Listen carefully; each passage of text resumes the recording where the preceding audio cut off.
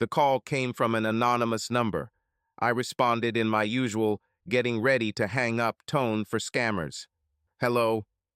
"Matthew Knox," said the calm baritone on the line. "Yes. Are you in your studio now? My employer would like to see your work." "I'm here, and your employer is?" He ignored my question. "We'll be there in 30 minutes.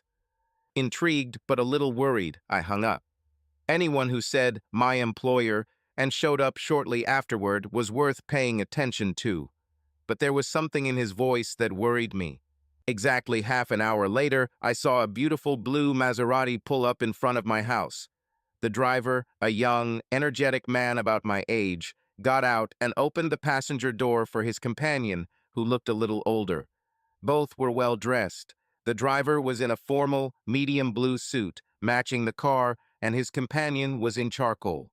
They knocked on my door and then entered my small studio without waiting, looking with interest at the various pieces of fine art around, and then the older man approached me with his hand outstretched.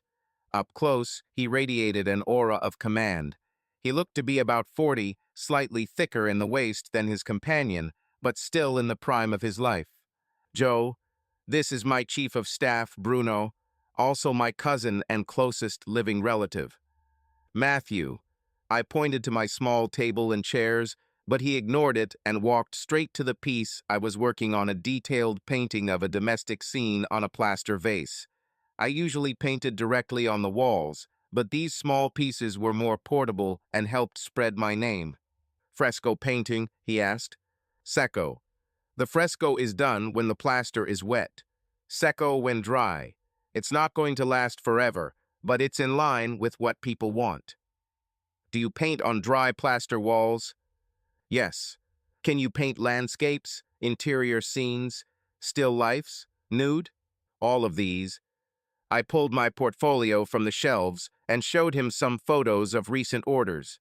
Bruno nodded when he saw one of them and intervened. "Boss, this is the one. It was a folk scene in the Garden of Eden with Adam and Eve in the style of Renaissance nudes that I recently did on a wall in one of the rich suburbs in the east, across the river from me. I didn't think there was anything particularly innovative about it, but such work seemed to be in vogue with a certain newly rich segment of wealthy Melburnians, especially those who wanted to buy themselves respect and demonstrate how far they had come from his northwest suburban roots. In the last couple of years, I have received more than one order in this spirit. It paid the bills. Joe didn't seem to know much about art, but I seemed to accommodate his requests, as well as mentally placing him in one of my categories. I have several rooms recently completed where I would like to see large, detailed scenes on the walls reflecting what is happening there. You need a classic look, with a little spice, maybe. My office, my bedroom, room with a billiard table. If all goes well, maybe there will be more work. "Do you have a daily rate?" I've been scammed by wealthy clients before. I stated the rate and then added, "Payment be weekly, cash preferred." The tax authorities shouldn't think that I'm anything other than a starving artist. "Reasonable man," Joe said. "We can work together. Come back tomorrow to take a look. Bring your sketchbooks with you." He gave me the address and time, and they left, with Bruno back behind the wheel. Joe didn't ask if I was available, if I had a contract to look at, or if I was finishing any other projects. He had a habit of commanding. The next day, I arrived right on time. It was an oversized, mock Provençal mansion, the kind that clutters up suburban lots, and it looked as if it had just been built. I've worked in smaller versions of houses like this before, and in fact, it was in one of these that I made the painting that Bruno saw. This one was built on a double lot, so it didn't look as outlandish as some of them, but it still didn't feel rustic or cozy to me. However, a larger plot made it possible to soften the effect due to a decent garden. It was not Bruno who opened the door, and for a moment time stood still. The tall blonde greeted me with a slight smile, as if she was completely accustomed to my reaction. Her hair was well below her shoulders and tied into a French braid. She wore an elegant mid-calf length day dress in a bright red with a soft pink undertone that matched her lipstick and nails perfectly. The dress's moderate neckline revealed her flawlessly fair skin and well-proportioned breasts. Her eyebrows were neatly defined and the same color as her hair. All this hinted at natural classical beauty and self-confidence. In contrast to her home, she exuded elegance and good manners. She seemed to be a year or two younger than me. "You must be Matthew," she said. "I'm Catherine, Joe's wife." Her voice was warm and resonant. It was the type of voice I imagined a classic Australian private school graduate would have, with polished vowels when greeting strangers, but with a sense that she might swear like a cobbler if she found herself in bad company. I found my tongue and smiled. After all, this wasn't the first beautiful woman I'd met, and some of them had even been kind enough to pose for me before. "Yes, Matthew. It's very nice to meet you, Catherine." "Come in," she said, and turned to lead me into the maze of the house. We first stopped in a large room, in the center of which was a billiard table, with an entire wall left under plaster for my work. I was a little apprehensive that the pool room would end up with an Olympic-size pool, but that would have been okay. Not sure how it is in other places, but in Australia they tend to say pool room regardless of whether they are playing pool, billiards, or snooker. "Next is the bedroom," she said. There was a noticeable strain in her voice, and given her impeccable vocal control, I knew she did it for me. However, she kept a neutral expression as she showed me the large master bedroom, again with one wall left to plaster, interrupted by a door that likely led to a dressing room and bathroom. A large window opposite the empty wall offered a pleasant view of the garden. I noticed that on this side of the house an apple tree and other fruit trees were planted, closely spaced in this area. "And Joe's in his office," she continued, her voice relaxing a little, although still with a hint of tension. It was clear that she wanted to say something, but was holding back. She knocked on the closed office door and turned to give me a small smile. "Joe usually only allows his business partners into his office. I'm not allowed there. You're lucky." The smile remained, but coldness appeared in her eyes. This woman was testing my reading ability, and I hoped that I would pass her exam. I cast an interested glance at her, but from a distance discussion was interrupted by Joe throwing open the office door. "Matthew." "Fine." He led me inside, leaving the door open so that Catherine could hear the conversation, but he did not invite her in, and she remained on the threshold. The office was a large room divided into two parts. The first was decorated as a small meeting room, luxurious green leather chairs around a polished wooden table. At the back of the room was a large wooden desk facing away, which was clean except for a green banker's lamp and an expensive-looking computer monitor. There was a massive safe in the wall opposite the table. There was no window at the end of the room. Instead, there was another wall of bare plaster. "You start here," Joe said. "This is a secure premise, but it gets boring here. I thought you could paint a window on the wall overlooking a garden, like that scene in the Garden of Eden, but without the nudes. We will have to work together, and I will sometimes ask you to leave the room, but I will give you enough time to work." "I can do it," I said. "In the room with the pool table, you can paint a picture of us playing snooker," he continued. "You'll see what my business partners look like when they come here for meetings, so just show us how much fun we have together. Make sure I win the game. I usually win." He laughed briefly. "And in the bedroom," he continued. "In fact, you will make a second bedroom after the office. Catherine and I have a plan, don't we?" he said, turning to her in the doorway and winking. She gave him a faint smile, but her eyes were still cold. I thought for a moment. "If I can, I'll take measurements now, and if you could show me around the house, I'll sketch out what the view from the window will look like and show you a proposal." He waved me off. "Take your measurements and Catherine will show you around. Don't show me your sketches for the view from the window. I trust you. Although, if I don't like it, I'll probably kill you." He laughed briefly again, but his eyes showed that he wasn't entirely joking. I'll have to be careful with this man. After taking a few quick measurements, I left him alone in the office and went with Catherine, who was waiting outside. As the office door closed behind us and we headed out into the garden, she hissed slightly in disappointment and then looked at me apologetically. "Forgive me," she said. You're here to do a job, and you don't need to see our little tensions.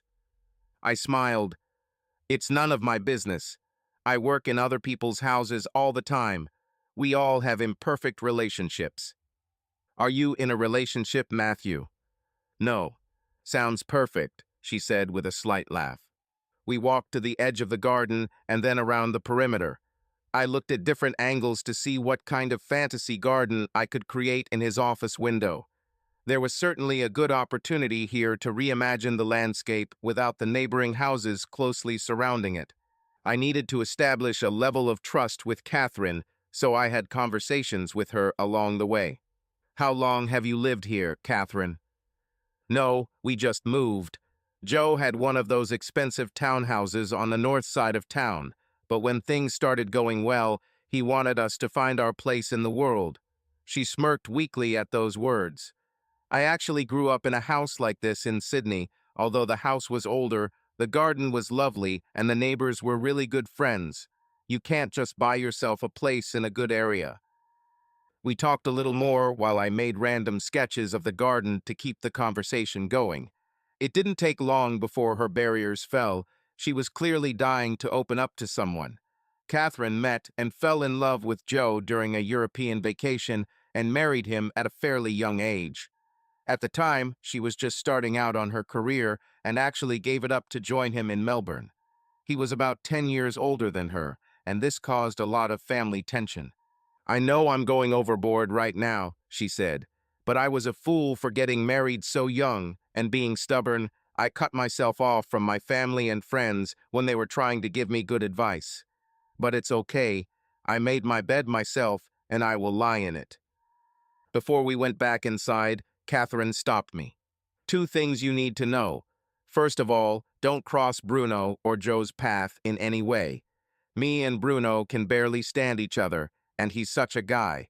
I pushed Bruno out of the line of succession, but I'm being kept out of the business. I have little influence over Bruno if he turns against you, and both of them will crush you if they sense it.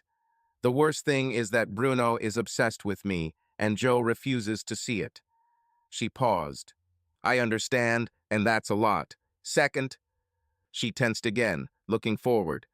Second, Joe demands that I pose nude for you for a painting in the bedroom, sort of like Sexy Eve. He and Bruno came up with the idea when they were discussing your work. I was a little taken aback. Oh, I'm sorry. I have never worked with a model under duress. We can't do this. No, she said, letting her voice show some irritation. I just told you how dangerous they are, and you need to trust that. I won't give you examples. I'll do a pose. He wants to demonstrate his ownership of me to everyone. He will show the painting to his inner circle, and will probably show a photo of it to his mistress when he goes to see her on Fridays. Be very careful what you say in his presence. Be careful how you look at me in front of him. Now I was really shocked. What the hell have I gotten myself into?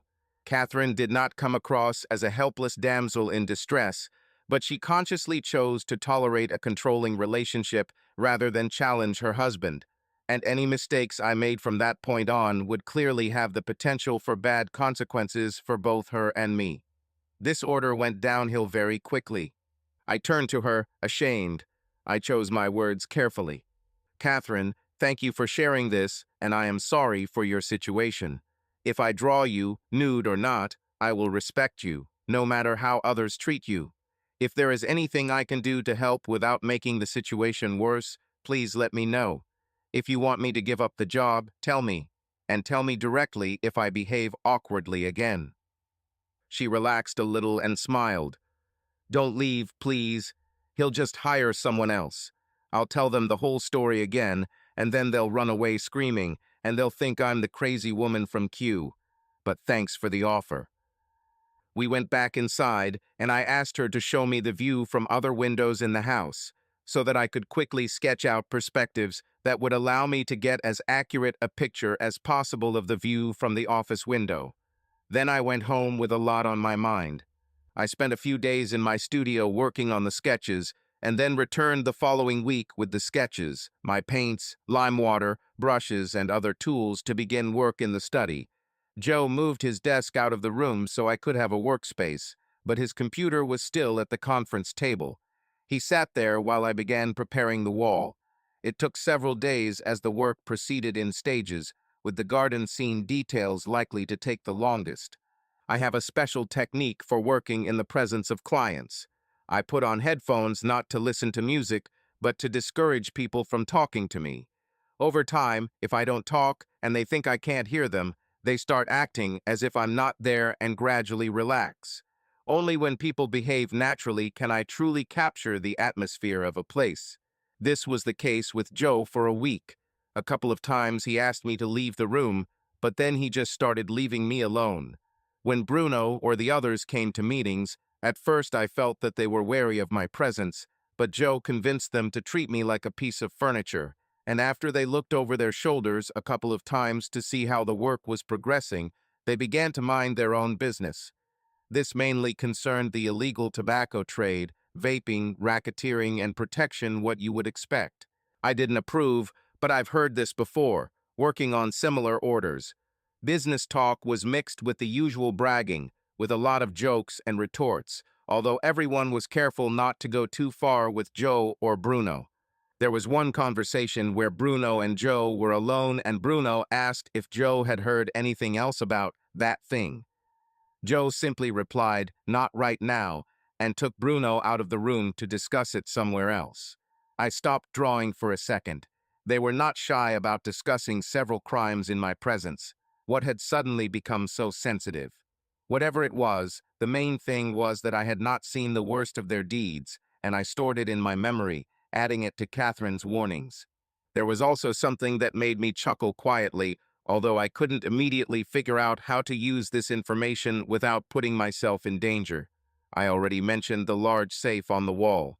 Joe often went to him when others were not around. He seemed to be the type of person who preferred to keep his wealth in the form of cash and jewelry, and also kept some important documents there. Since my back was turned to him, and I pretended not to notice anything, he did not force me to leave the room while he entered the code on the keypad. But I noticed that he had a habit, like many others, of quietly muttering the numbers as he typed them, and since he kept forgetting about me, I managed to hear them enough times to memorize the code by the end of the week. I saw Catherine almost every day. I brought lunches with me and ate them in the garden, and several times she joined me to chat, clearly bored. I found out that she actually has a business degree from the University of Sydney. "I was such a fool," she said quietly and emotionlessly. "I thought I was part of a glamorous family, and with my skills I could help Joe advance his business. I was too willing to ignore the nature of the business. But Joe dismissed me because my job is to be decorative and make babies. But there are no children yet. Joe doesn't want to admit it, but that's because he's shooting blanks. I got checked and I'm fine. So here I am, wasting my youth trying to pretend that a petty crime boss still has the chops. And I put up with the nasty Bruno, who hangs around, drools at me when he thinks I'm not looking, and tries to put his tentacles into his boss's house, his business, and his wife." "What do you do with your time?" I asked. "I communicate with other wives. No one has any idea, but I've learned quite a bit about the inner workings of business because they all talk about what they hear and their husbands can't stop bragging about their sneaky little antics. Now they all disgust me.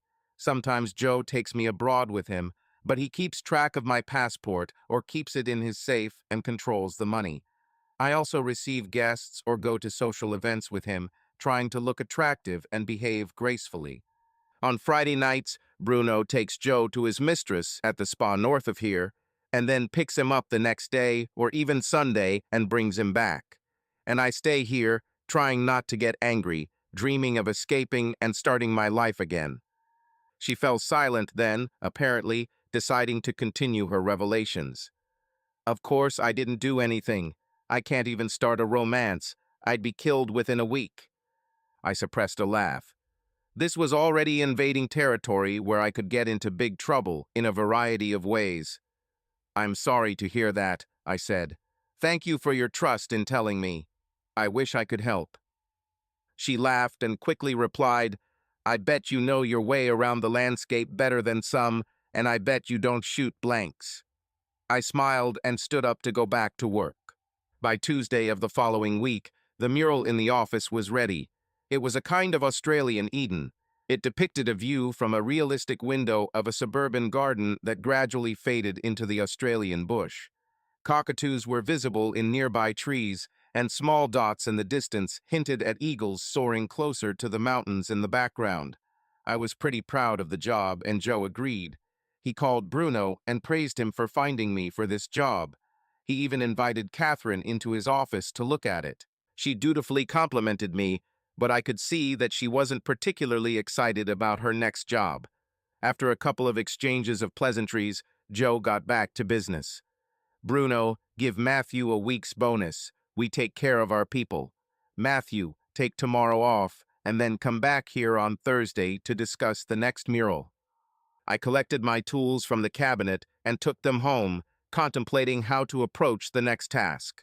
Joe didn't know that Catherine had warned me, so I needed to control my reactions when he gave instructions, but I also needed to have a positive plan to propose that would at least give her some dignity in the process. The next day, I went to the National Gallery in the city and walked among the paintings, thinking about the models and how they worked with the artists. Of course, I was taught techniques to relax my subjects, nude or not, and I was usually successful. But I've never worked with someone who actively resisted a situation or was forced into submission. Again, I thought about turning down the job and decided to do so if I had to, even though Joe was paying me well. I didn't think he would necessarily carry out the threats, although he might spread rumors about me or take it out on Catherine if he suspected that she had spoken so openly to me. Besides, Joe would certainly make matters worse if this turned into a big confrontation, since, being a petty man, he would not tolerate an open challenge to his authority. So on Thursday, I arrived at their house, as expected, still doubtful. Bruno opened the door. He smiled and seemed tense, standing on his toes as if he was looking forward to this day. He led me straight into the master bedroom, where Joe and Catherine were clearly talking. The atmosphere was tense, and they stopped when we entered. Joe was dressed, as usual, in a formal charcoal suit, but Catherine was in a dressing gown. Joe broke out into a smile, as if this was the moment he had been waiting for. "Matthew," he announced, "what we're going to do here is paint a bedroom scene on the bedroom wall. Smart, right? And to add a little extra spice, Catherine has kindly agreed to be your model. She will be naked and on the bed as our innocent Eve. To keep things within the bounds of decency, since she is a respectable woman, Bruno and I will take turns watching while you sketch and paint the picture." That was Bruno's point.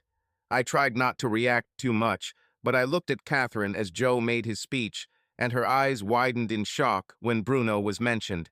He had clearly just blindsided her with this, and was counting on my presence to force her to deal with it with dignity. She bit her lip, trembling. Joe, not content with humiliating her, did this in the presence of his junior assistant and cousin, and Bruno obviously knew this in advance. Whatever ambitions he had were in full swing. What the hell should I do now? The smart thing to do would be to just play along and accept the cruelty. If I make a scene in front of Bruno, Joe will increase the pressure and Bruno will hate me, and I might make things worse for Catherine too. Damn it. We all have our limits, and I reached mine. We will have to conduct a confrontation only in a more indirect way. I turned to Joe and smiled. What an interesting and creative approach, but I won't need your wife in the nude for the first sketches. That can be done later if she's ready. And after that he added, "By the way, boss, can you and I have a quick conversation in your office on a technical topic?" I stood up and headed towards the exit, hoping that he would follow me. He walked. I must have taken him by surprise into following me. We entered the office, and I closed the door. I turned to him. He was clearly annoyed that I had dragged him into his own sanctuary, but he held on, looking at me stony-faced, arms crossed. I continued to keep the initiative, and now that we were alone, I let my feelings out. "Joe, you hired me as an artist, not a marriage counselor, so I can't tell you how not to ruin your marriage. It's up to you. But as an artist, I can say that I probably won't be able to get a good pose from Catherine in front of you, much less Bruno, who will be drooling, although I'm sure he has many good qualities. If the model is not relaxed and comfortable in her situation, the painting is not worth painting, and you will have wasted your money and everyone's time. Unless Catherine has requested that you be present, I suggest that you allow me to work with her directly, in whatever position she feels comfortable in as a model, nude or not. I will not forget that she is your wife, but you need to let me do my job. He stared at me, and I waited for the explosion. But after a minute, he smiled and even squeezed out one of his short laughs. You have dignity, that's for sure. No one dared to question my judgment or my marriage and remained in my service. Or stayed on the ground, he added thoughtfully. I held his gaze. Okay, he continued. I submit to your artistic judgment. He made a sarcastic bow. But the picture must be damn good. I nodded and turned to leave. Ask Bruno to come here, okay? He said. I returned to the bedroom and gave a visibly nervous Bruno the message. My back was already starting to tingle. I clearly hadn't made a friend by blocking his power play. I turned to Catherine and quietly explained the conversation in the office. I hope I didn't make it worse. No, that's good. Thank you. I was on the verge of an explosion. Posing in front of that slobbering bastard Bruno would almost break me, she said. But if I refused, Joe would make me pay with his fists. I winced. Perhaps we should discuss ideas for a painting, I said. I think that since this room has a real window, we can't do the same trick as in the study. But maybe we can show two worlds. Looking in that direction, we see a real window. But looking here, we see a fantasy world, and the model on the bed can choose between them. That would do, said Catherine, and if I were naked, it wouldn't just be lying around waiting for my man. I could somehow decide on my own terms how to meet each world in its natural way, form. Instead of immediately running off to my studio to work on sketches, I stayed, talked to her for a while, explored different options. For this picture, we'll need to negotiate a proposal with Joe, as I've already come this far, but I wanted to make sure that all the options were in line with what Catherine was happy with. It was still a lousy project for her, as she was being used as the subject of the painting in her own home. But the more she was given leeway in the process, the more she began to embrace the idea of using the painting to make her stand out. Of course, it's unlikely that Joe will understand all the implications of the theme, at least in the beginning, so we also needed to make it clear at his level, like an erotic picture. By mid-afternoon, I had stayed much longer than expected, but I thought I'd better check things out with Joe. I knocked on the office door, and he let me in. He was alone. I made up my mind. Joe, I was wrong in the way I spoke to you before. I'm sorry. I've had a lot of discussions with Catherine about the painting, and I think we have some good ideas that she supports, and I'll do the sketches. He looked at me calmly and said, Sit down, Matthew. I sat down, and so did he. He looked a little distant, not as usual. I was thinking about what you said, he began. Yes, you were rude as hell, and like you said, it's not your place to criticize my marriage. But you gave me something to think about.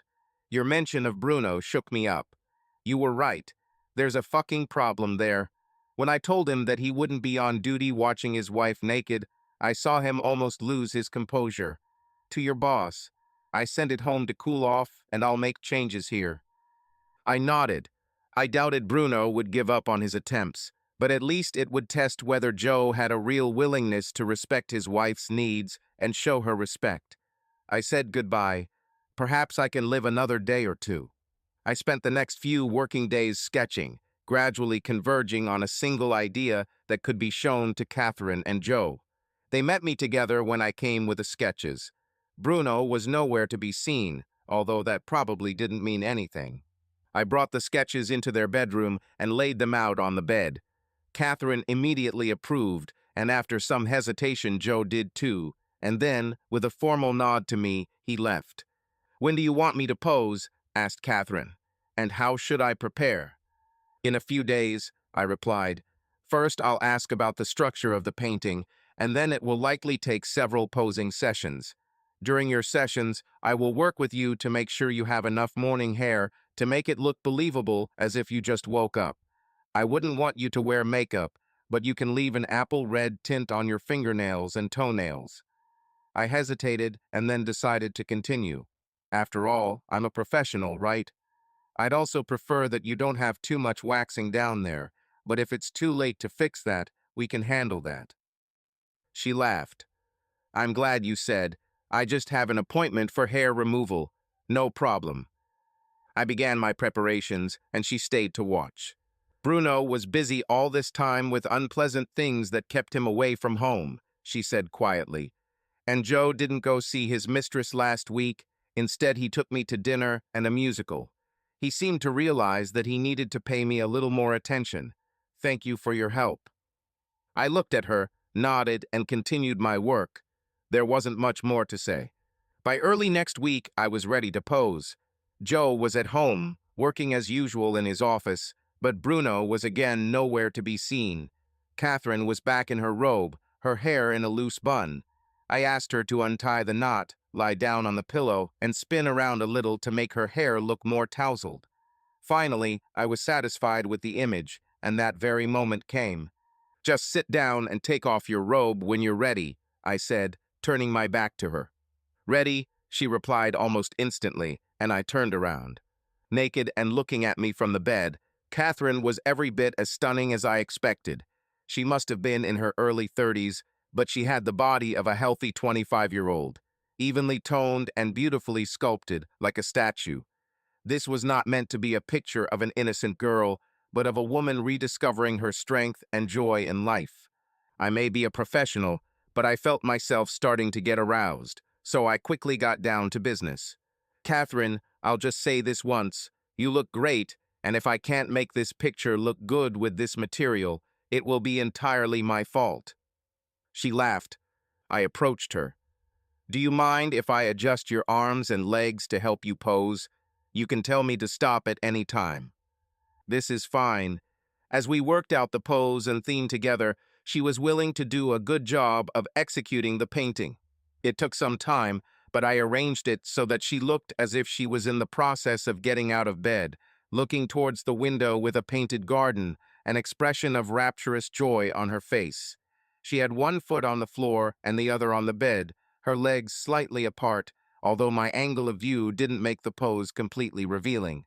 This position would be difficult to hold for long periods, but we wanted to show a confident, active movement rather than a passive pose, so Catherine was up for it. We got to work. I started by quickly updating my sketches since I did the initial sketches without her in the nude. Once I was done, I freed her for the rest of the day to plan exactly how to implement it on the wall.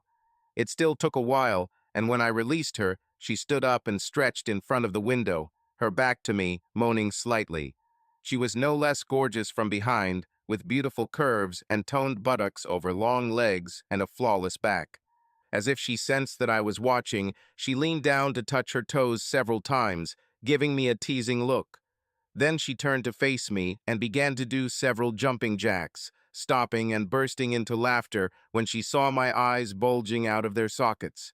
"Sorry, Matthew, I couldn't resist teasing you. I feel like I'm 20 again, doing this with you." "Don't hear me complain, Catherine," I said, reaching down to adjust my pants. "But maybe you should get dressed before I do something I might regret." Grinning, she went into the dressing room, returned with clothes, and then slowly, sensually dressed in front of me, into a simple but elegant set of black lingerie, then into a dark blue knee-length dress, finishing the look with matching shoes and earrings, eschewing makeup and combing my hair slightly. The reverse sex Tanya did nothing to ease my tension, and I sighed in relief when she finished her performance and picked up her purse. "I'm going to lunch with the team's wives and girlfriends," she said. "Wish me luck. Do you think I should tell them what I did this morning?" "Definitely not," I said. She left with a small wave of her hand. The first posing session went very well, but it took me a while to get my bearings. Joe poked his head into the room shortly after. He was clearly trying not to be too nosy, but his reserve had its limits. "Everything is fine?" he asked, trying to see what I had sketched. "Actually, Joe, everything was great. Thank you for allowing me to approach this in my own way. Your wife is a pleasure to work with, and I think everything will work out well." He nodded stiffly and then left me alone. She posed for me 4 more times over the next few days as I painstakingly moved her to the wall to get her skin tone just right. Her face, of course, required a lot of work to capture the dancing eyes and enthusiastic expression, but overall my brushes seemed made to paint her, and everything went very well. Her mood, so negative when we first met, completely changed. Joe was obviously getting his benefits too, she told me on Friday, saying she had become more attentive to him during the night. They slept in the spare bedroom while work was going on. By the end of the next week, the bedroom was finished, and I invited them both to formally present my work to them. The mural was everything I had hoped for and more. The fantasy orchard behind the painted window was filled with an apple orchard, highlighting what was in the real orchard, with luscious red apples on the trees reflecting my idea of a more mature Garden of Eden, merging in mid-perspective with the same landscape I had painted in the study. Catherine, like the older version of Eve, got up and went to the garden, not to talk to the snake, but to enjoy the ripper apples and all that life has to offer. She looked great in the picture, and I was very proud of my work. Joe was delighted and patted me on the back. "You deserve another bonus and a couple of weeks of vacation. I have things to do, what is less convenient to have you here. When you get back, you can start working on the mural in the billiard room." From that moment on, things started to get worse. Towards the end of the second week, I received a message from an anonymous number. "Be careful when you get back. There are problems in business." My mood worsened. B is back and arguing with J. "Take care, too." My heart sank when I read this. I was hoping for a straightforward final phase of the project, believing that I was safely past all the toxic aspects associated with the bedroom mural. Was it worth going back? My problem was typical. I lived from one job to another, and although this one was very profitable, sooner or later I would have to rely on the good reputation I received from this job to secure the next order. I was really happy with what I had done and didn't want my reputation to suffer if I left the project when things went south. Therefore, the following Monday I arrived as agreed. To my surprise, Bruno opened the door. I was prepared for trouble, but he greeted me like an old friend. "Matthew, come in." He led me into the pool room, closed the door, and turned to me with a conspiratorial grin. "I saw what you did to the bedroom, and I love it. New beginning, right?" Without Joe. Oh God, we all see in art what we want to see. I was hesitant to contradict him, but I also didn't want to be part of his plan to force Joe out of his home, marriage, and business. Being Joe's closest blood relative, he probably saw an opportunity to do this if he could somehow seduce or get rid of Catherine. So far, his strategy seemed to be to try to sow discord between them by presenting himself as an alternative husband. He didn't seem to realize that Catherine despised him, and I wondered if she wouldn't be in even more danger when he finally realized it and changed his tactics. It's obvious that he was obsessed with her and didn't believe she had any antipathy towards him, but that didn't necessarily protect her in the long run. I changed the subject. "Tell me, Bruno, what games are played on this table?" He was surprised, but played along with me. "You don't know snooker?" "I play poorly, but I want to understand the atmosphere of the room too." He pointed to the racks of balls and cues on the side wall. 15 red balls, 6 colored balls, and a cue ball. Reds are worth 1 point. Colored 2 for yellow, 3 for green, 4 for brown, 5 for blue, 6 for pink, and 7 for black. You hit the balls in the right order, avoid fouls, and it's game over. We usually play for money or for forfeit to make it more interesting. Joe always ends the game if the guys get too excited. Forfeits. Usually something business-related. Who will do the next dirty work? Something like that. The less I say, the better.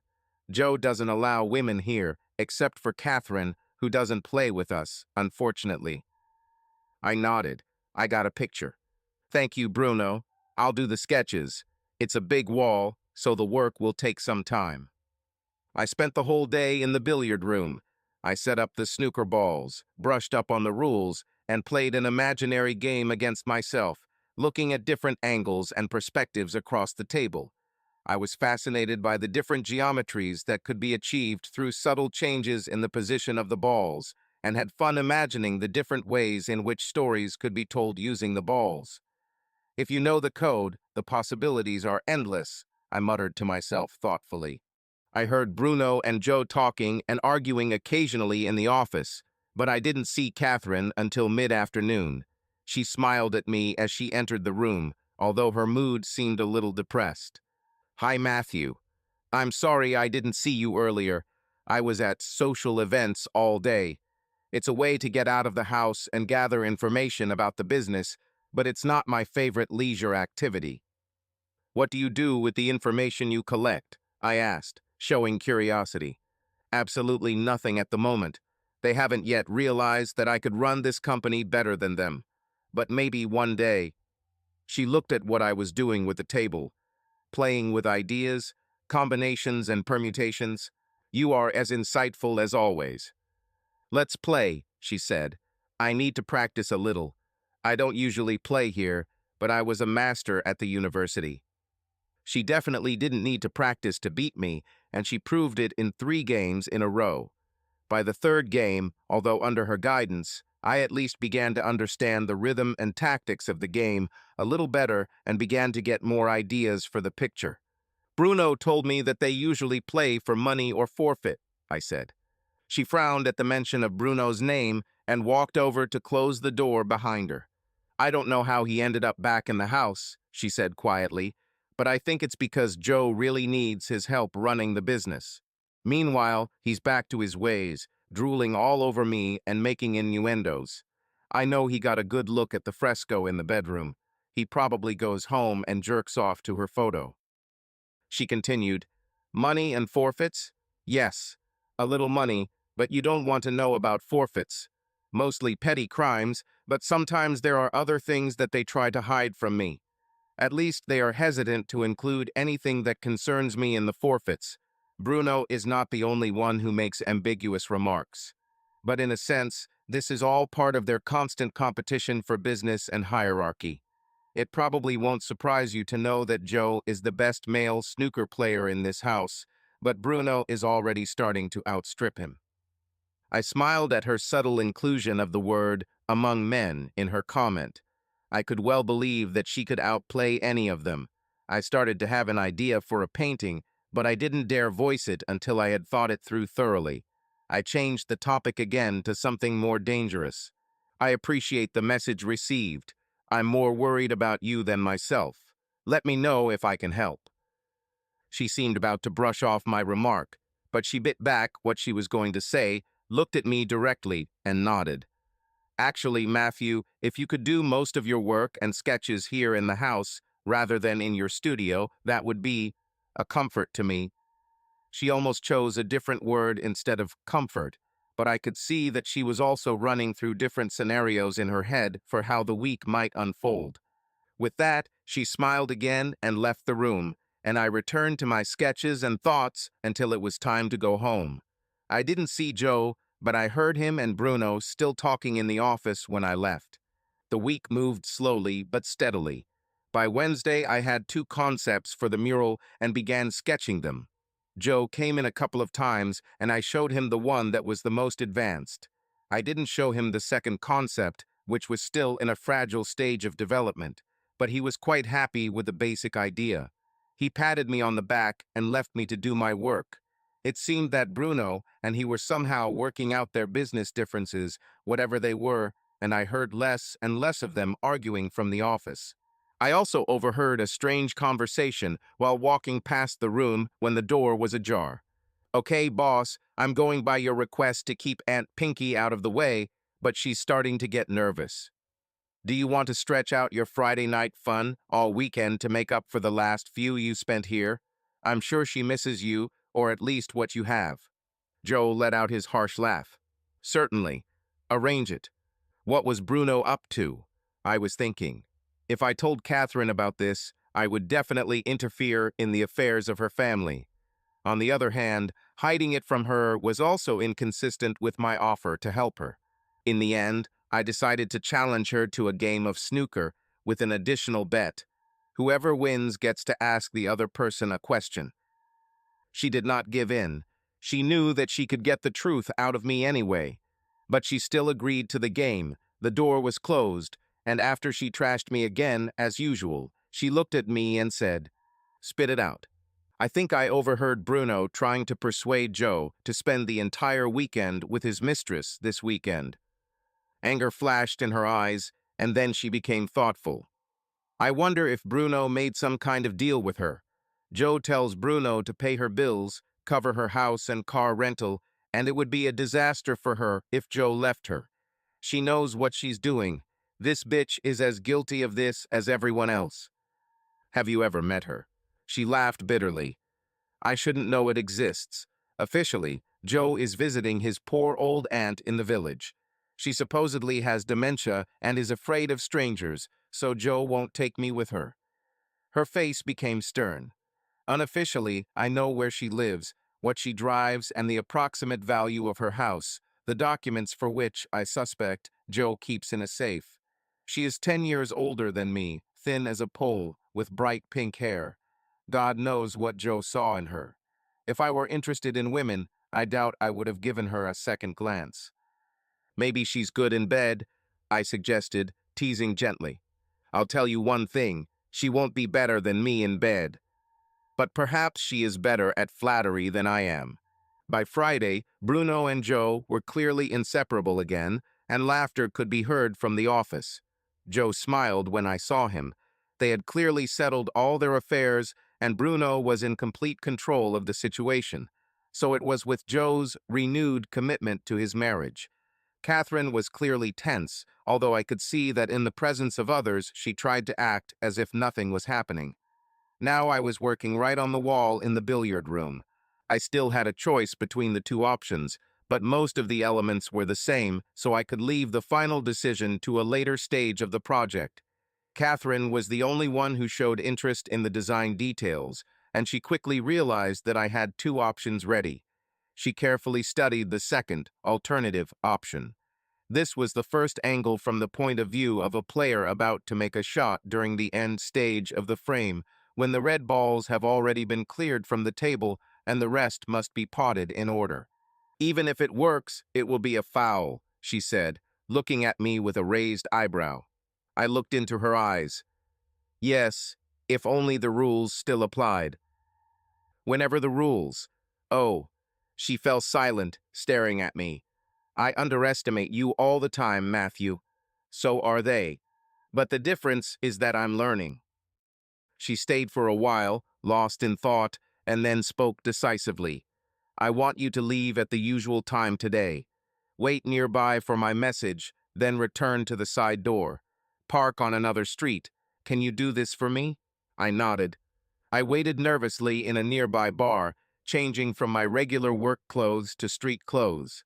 I had no illusions. Catherine didn't invite me back for fun, but to have me with her while she decided what the situation was going to be. I didn't know her exact plan, but I knew she probably already had several scenarios worked out, and she needed me as backup, given that I already knew some of her secrets. Knowing these secrets was dangerous for me, of course, but this was hardly taken into account at this stage. I've already chosen my side, no matter what happens. We didn't have to wait long. The text simply said, "As agreed," and I headed back to the house.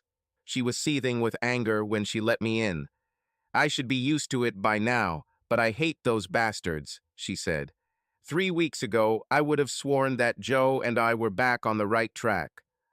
But tonight he said, "Oh, Bruno is taking me to see my aunt. I'll see you on Sunday."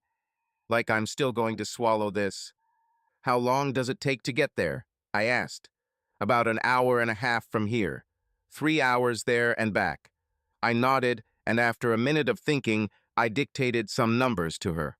"What is this?" she asked, perplexed. If I remember correctly, and he didn't change it, it's the code to Joe's safe. She stared at me again, and then laughed loudly. "Okay, let's try."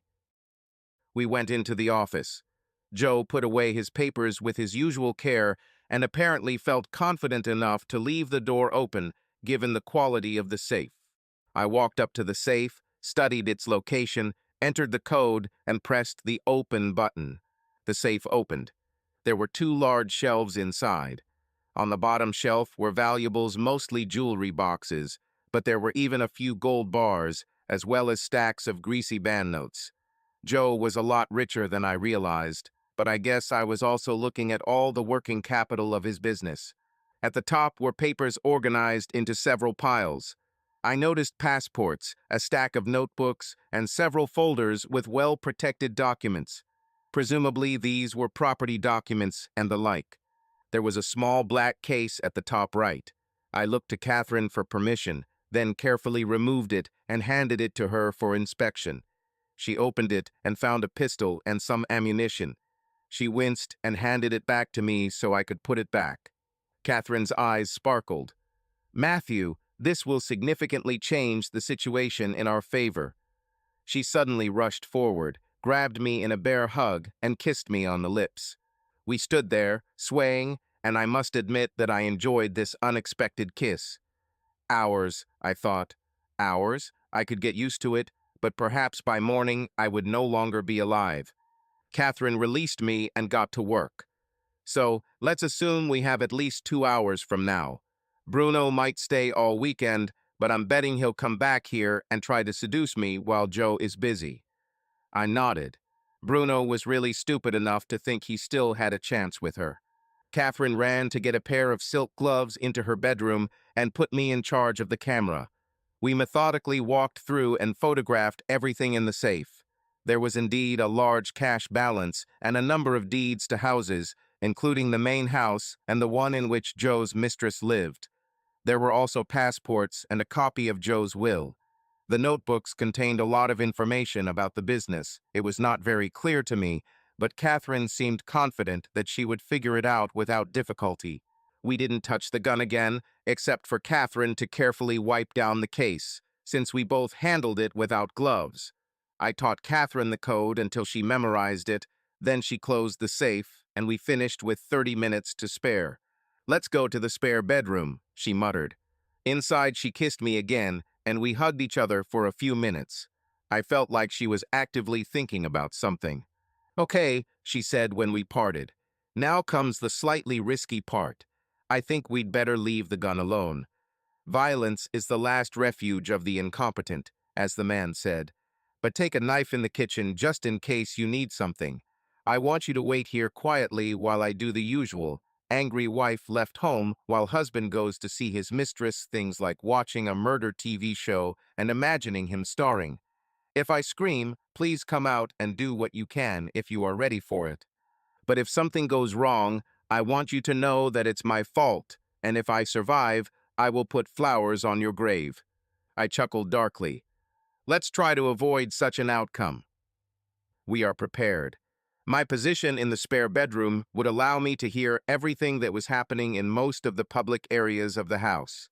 If I intervened, it would have to be done unexpectedly. I had no doubt that Bruno had a gun, and he could not be allowed to use it.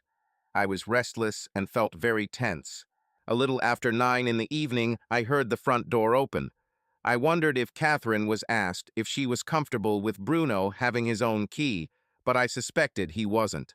"Catherine," he shouted, and there was a small squeal from the living room as Catherine pretended to be surprised to death. I heard her meet him in the hall. "Bruno, did something happen? Is Aunt Joe having some kind of emergency?" She was clearly overacting. "No," said Bruno. "Catherine, I need to tell you something." "Go ahead and tell me in the dining room," she said with obvious bewilderment. The dining room was close to my position and had formal chairs, not at all suitable for seduction. "Catherine," Bruno began as they sat down. "I don't know how to say this, but Joe doesn't visit his aunt. All this time he had a mistress in the village. He's there now. He'll be with her all weekend. I'm so sorry. The guilt is racking my brain because I've known about this for a while now. You deserve so much more." I'll give him credit for putting a lot of thought into how to present this story, but not good enough. You knew, Catherine said, letting the icy chill seep into her voice. My husband. Cheated. Had a village bitch. All this time, and you knew. So what were you going to do now? Seduce me to help me get revenge on him. I couldn't help but smile in the darkness of my room. This was exactly Bruno's plan, and she just slashed his tires. No, Bruno screamed, and I realized that he was lost. I mean, yes, I love you, I always have, but I didn't plan anything like this. I am ready to do anything to help you. Obviously, he hoped that Catherine would melt in his arms at that moment. Things weren't going very well for him. I hope not, Catherine said, because no matter what Joe does now, he is my husband, and he will remain so as long as he lives, and I will not betray him, no matter what he and his bitch do or what they deserve. But thank you. Thank you, Bruno, for your offer of help. She fell silent, and I imagined her looking at Bruno across the table, waiting for him to get it. Eventually, it dawned on him. Catherine, you can't hope. Bruno, do what you want when you leave this house. But I probably have nothing more to say to a man who has no courage. There was another pause, and I heard Bruno get up. His voice was quiet. Catherine, I need to go. Hopefully, I'll have some news on the case later tonight. She thanked him, and I heard him move towards the front door, and then the sound of his car quickly driving away. Catherine returned to the spare bedroom and hugged me, sobbing. She was shaking. I just held her. There was no need to speak. Finally, she moved and looked at her watch. Joe always turns off his phone when he's with her. Still, I'd better call. She dialed his number and, receiving a voicemail, left a worried message. Oh, Joe, sorry to call. I know you don't want to be bothered, but I'm worried about Bruno. He just left here. I thought he was with you, but he tried to seduce me. I managed to convince him to leave, but he seemed angry. Please be careful. Call me. I love you. She checked her watch again. Let's go to the TV room, Matthew. Let's watch a detective show together. And we did it. It was a surreal experience, and I found it difficult to concentrate on the show's rather flimsy plot.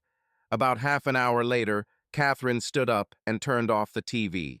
She picked up the phone again, left another message for Joe, and then called the police, still in the same worried voice.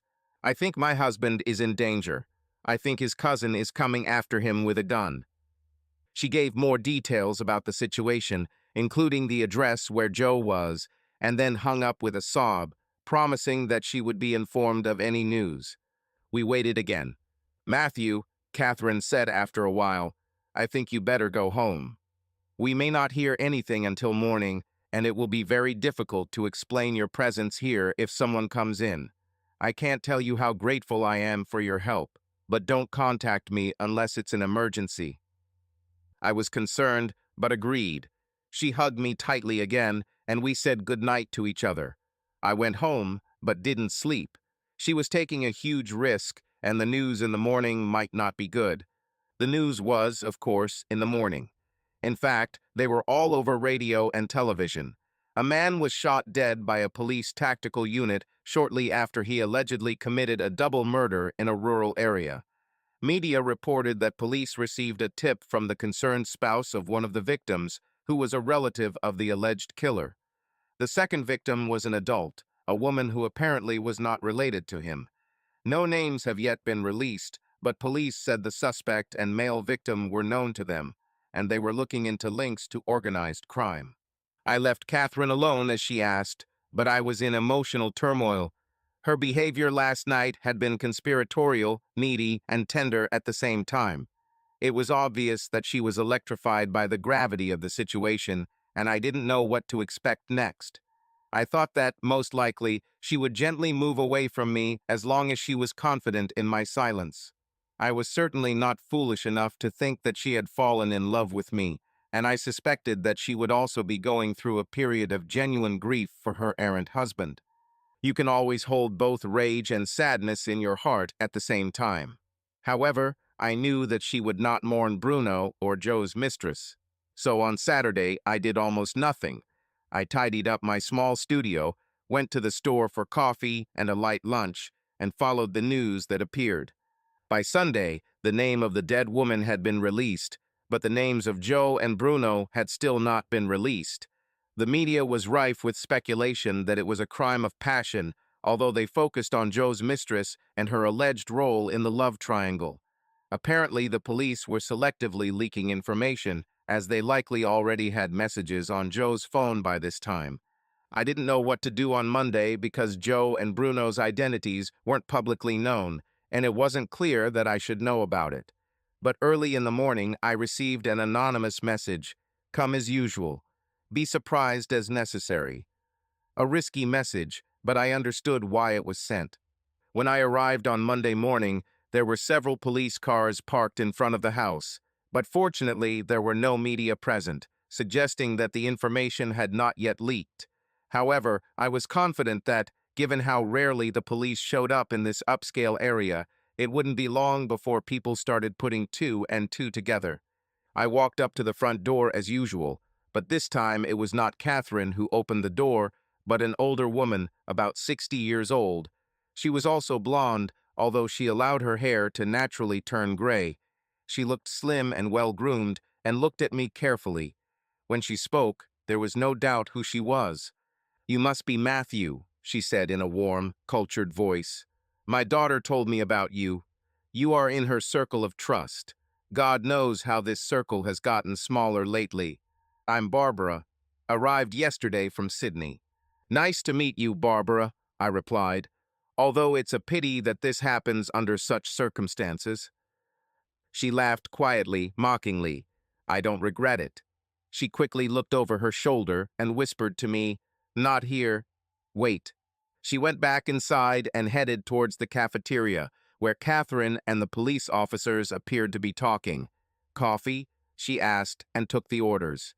"Well, young man, take me to the cafe in your little artist's van," she said with a smile.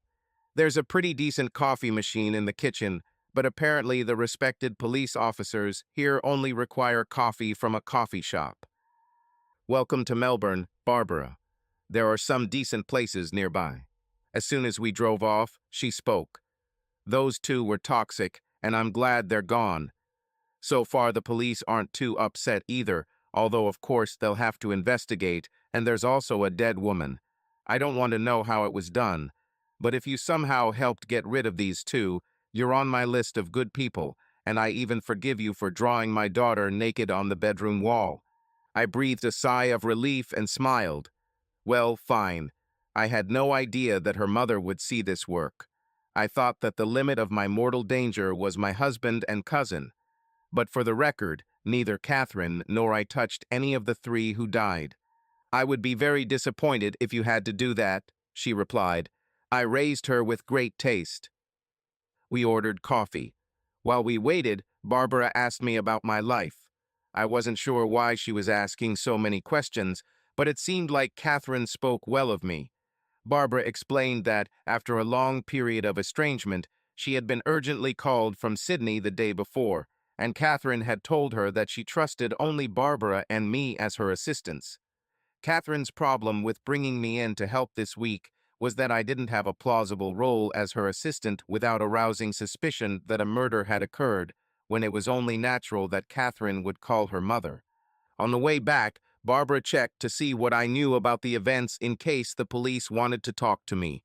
She suggested that I go home and stay there all week, since it was inappropriate to continue working at the moment. Barbara will find a way to tell me whether Catherine told the police that I was with her that evening and witnessed Bruno's visit. I dropped her off with coffee and left. Returning to my home studio, I still couldn't calm down. News feeds didn't help. As expected, Bruno and Joe were now named in the media, and they were literally swarming Catherine's house, hoping to visit the widow of the crime and get some new angles on the story. She hired a communications manager to shoo them away, who simply told the media to leave and continually refused to answer any questions beyond reading a prepared statement. Was I in danger from Catherine? It was good that she trusted me, but could I trust her? Did I understand it enough?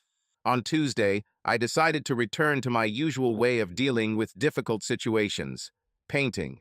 I prepared my canvas and my oil paints and started painting the Catherine that was in my head. I worked with incredible energy all day, taking only short breaks, and continued until late at night. By the start of the next day, I was completely exhausted. I quickly cleaned up and, exhausted, went to bed. I wasn't sure if I had finished the painting or if it helped me understand the situation better, but I decided to look at it again after the dream. I woke up from a loud knock on the door. The sun was shining through the windows. I overslept. "Wait," I wheezed. I threw on my shirt and ran my hands through my hair, then walked towards the door when there was a second knock. I assumed it was the police who had come to talk to me. It wasn't the police. It was Catherine and Barbara, waiting patiently, holding 3 coffees and some muffins that they had obviously bought at the same place I had taken Barbara to earlier. They both smiled. I was taken aback, but I managed to gesture for them to come in and point out my small table and 3 comfortable chairs for them to sit on. I quickly ran to the kitchenette to grab a rag and wipe down the table, then returned to them. They didn't move from their spot at the door. They stood, still holding coffee, looking at the canvas I had been working on the night before. "Oh," I said, embarrassed. "It's a work in progress, Catherine. Sorry for not asking. I don't know if it will be good." "Are you kidding?" said Catherine. Barbara, still looking at the painting, softly added, "Simpler words, Catherine. Matthew, don't worry. She's good. Very good." I walked over to them, carefully took the coffee and muffins from their hands and placed them on the table, and then stood next to them, looking at the picture. In daylight, I had to agree with Barbara. The picture was really good.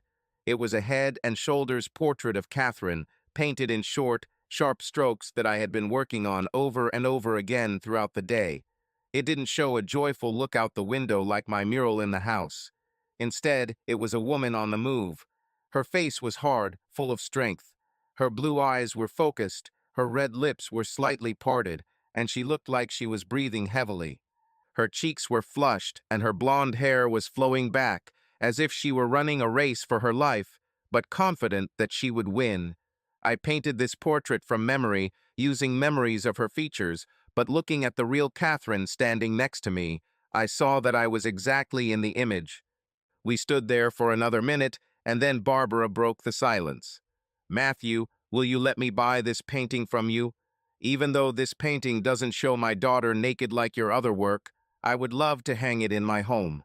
If you like her, Barbara, this is a gift to you," I said. She shook my hand firmly and simply said, "Thank you, although I will still give you something for it." And Catherine came up to me and kissed me on the cheek without saying anything. We sat down and I took a grateful sip of my coffee. "Sorry for just showing up, Matthew," Catherine said.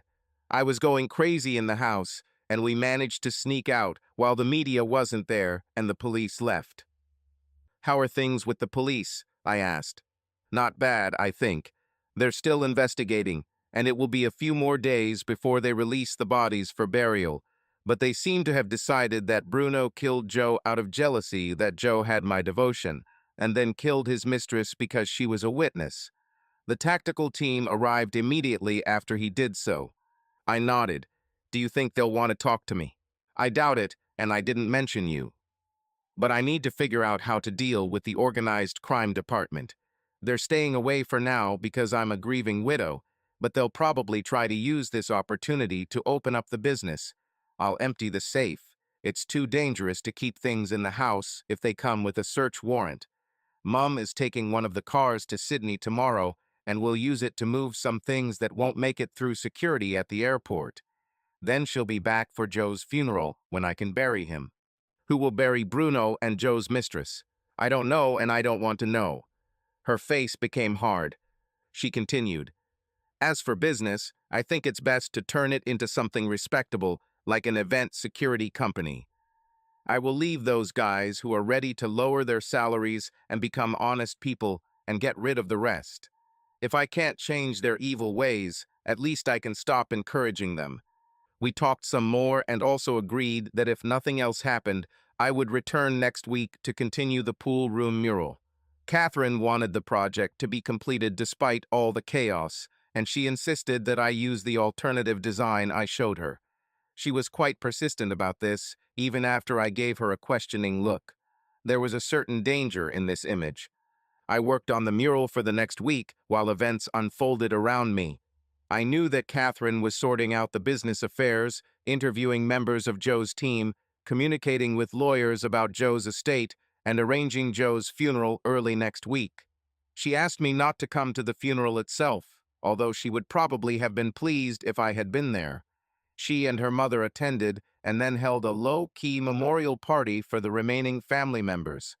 Bruno was not mentioned during the ceremony, but Catherine softened slightly towards the memory of Joe's lover and mentioned another life unjustly cut short at the service in Joe's memory.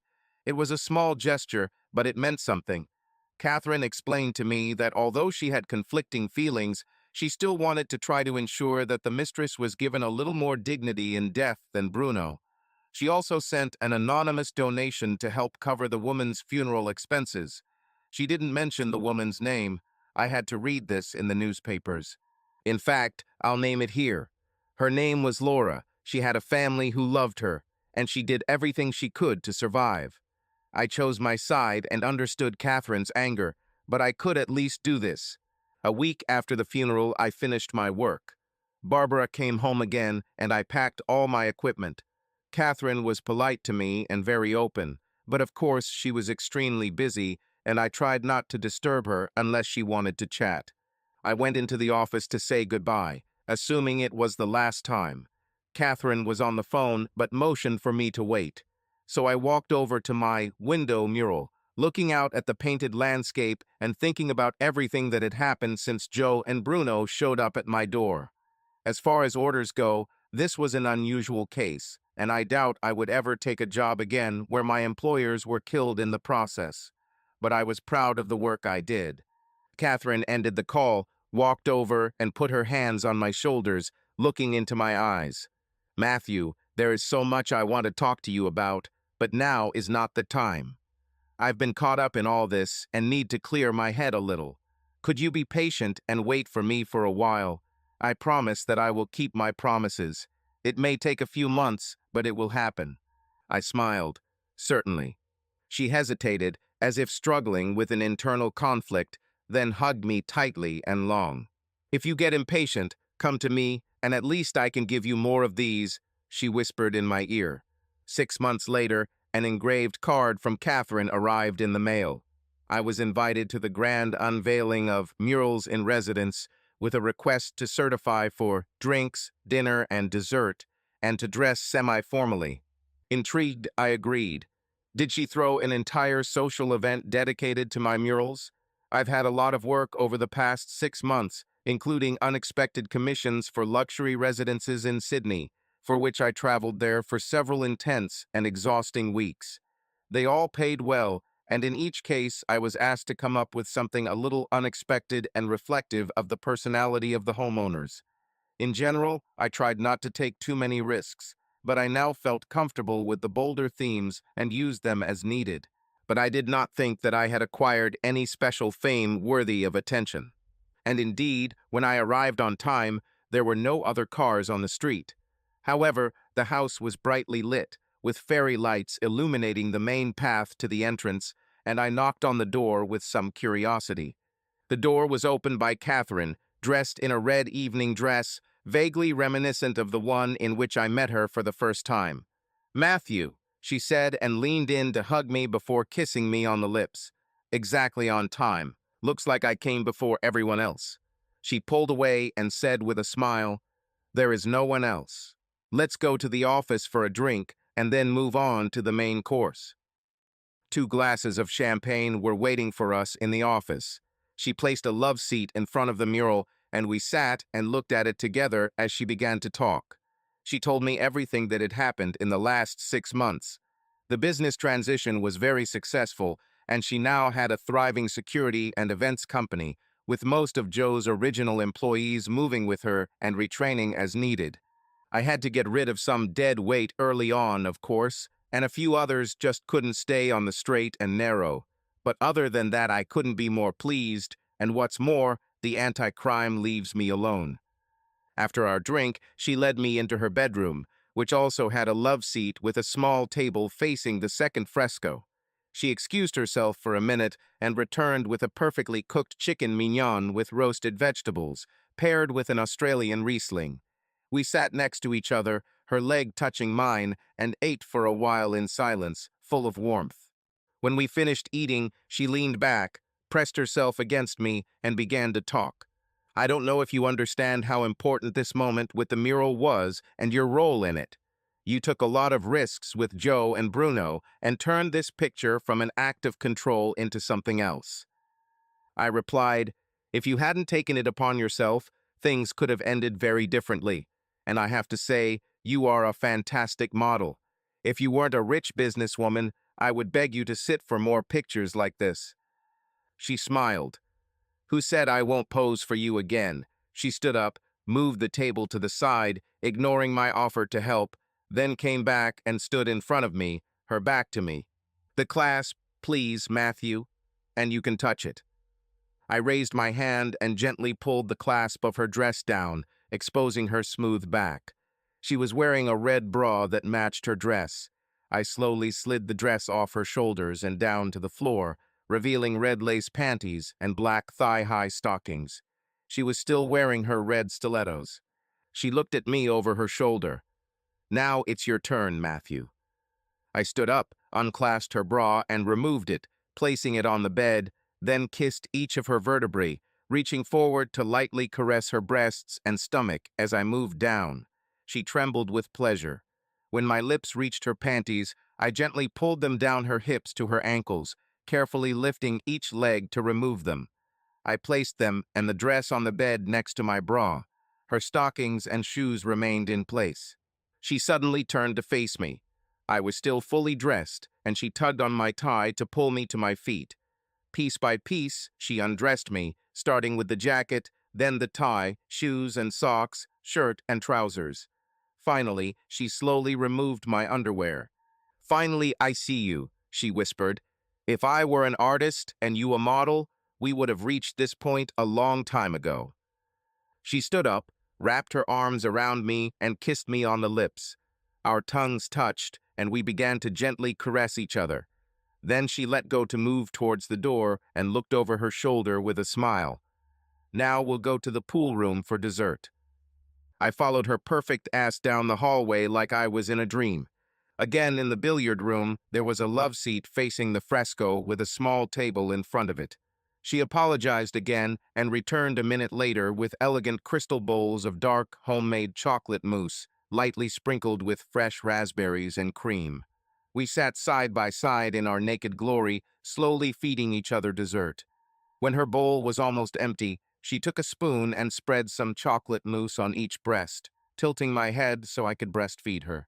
I sighed with pleasure again, but I still had to ask the question. I have no protection. Sorry, I should have thought of this, but I thought it would be a public launch of some sort. She laughed. I'm willing to take a chance today, Matthew. She leaned forward to kiss me, and for a while we just moved gently together, exploring each other's tongues. We had a great night together.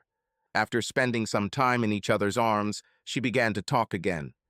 Matthew, this night is a thank you, and I owe you this anyway. But there's something else. I spent 6 months thinking about all this. I know that if it had been the other way around, Joe wouldn't have hesitated to kill me and whoever I was with, and Bruno would never have stopped trying to possess me. I don't see anything else I could do under these circumstances.